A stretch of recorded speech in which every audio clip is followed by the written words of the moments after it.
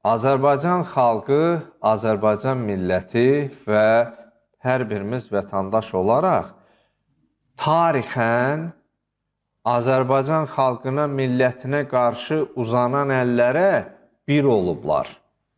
Hətta, məsələn, baxmış olsaq, 1918-də Şərqdə ilk istiqlalımız vaxtı, Məmməd Əmin Rəsulzadənin zamanı və sonralar belə bizim xalq millət olaraq baxsaq, istər 20 yanvar hadisəsində və ya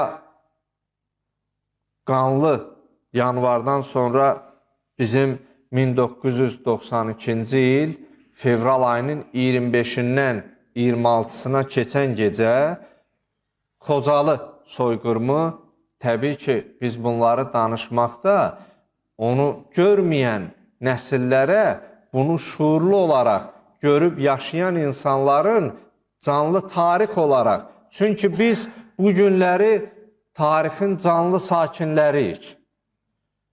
Tarix zamanla dəyişə bilir. Yəni, bir xalqın, bir millətin tarixini zamanla dəyişə bilirlər.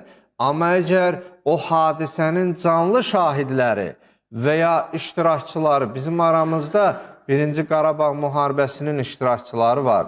Aramızda Vətən müharibəsinin iştirakçısı qazi qardaşlarımız, əzizlərimiz var. İstər birinci, istər iki. Bu canlı iştirakçılar canlı tarixlərdir.